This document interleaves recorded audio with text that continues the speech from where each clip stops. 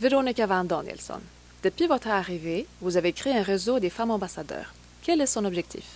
Arrivant à Paris, je me suis aperçue qu'il y a beaucoup de femmes ambassadeurs accréditées auprès du gouvernement français. Et en se rencontrant informellement, nous nous sommes aperçus qu'il y a beaucoup de discussions autour de l'égalité de chance, le rôle de la femme dans la société française, dans l'économie française, dans le média français.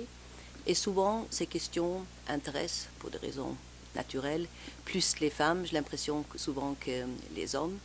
Donc nous avons décidé d'avoir un réseau informel qui se réunit de temps à autre pour rencontrer les interlocuteurs françaises venant justement du milieu politique ou du milieu académique ou de l'économie et pour échanger nos expériences réciproques venant ou bien du nord de l'Europe comme moi-même de la Suède ou bien les collègues africaines qui parlent de leurs expériences et voir un petit peu comment ça se passe au niveau français. Donc ce réseau est quelque chose de très informel, mais de très pratique et finalement de très utile pour débattre des thèmes qui nous intéressent réciproquement. Récemment, à l'occasion d'un déjeuner avec ce réseau, vous avez reçu la maire de Paris, Anne Hidalgo. De quoi avez-vous discuté? Ce fut un grand honneur pour ce réseau de femmes ambassadeurs de recevoir une personnalité politique comme Madame la maire de Paris, Anne Hidalgo. Elle a déjà par elle-même, par son passé, par sa carrière, une expérience exceptionnelle. Et elle a en plus travaillé activement avec les questions d'égalité de chance. Comme maire adjointe, elle était responsable pour ces questions à la mairie de Paris.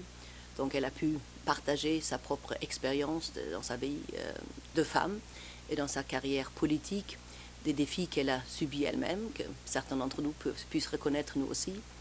Mais après, au-delà des questions liées au rôle de la femme maintenant dans un milieu urbain, nous avons surtout parlé du suivi de la COP 21, qui fut quelque chose de un progrès et un succès énorme au niveau global que la France a su conclure à la fin de l'année 2015. Et la maire de Paris a été très active déjà dans la préparation de la COP 21. Donc maintenant, c'était une possibilité pour nous, pour les femmes ambassadeurs, pour ce réseau, de discuter avec elles la manière comme elle, très concrètement maintenant, veut mettre en œuvre beaucoup de recommandations qui concernent surtout les grandes villes et qui concernera Paris. Un autre grand thème qui était discuté dans ce réseau avec elle était un des grands défis maintenant auxquels l'Europe est confrontée. Certainement, la Suède est confrontée, notamment le défi du grand afflux migratoire en Europe. Et là aussi, la maire de Paris, Madame Hidalgo, a su expliquer ce que fait la ville de Paris avec les réfugiés ou les demandeurs d'asile qui arrivent à Paris. Comment est-ce qu'on fait pour mieux les accueillir?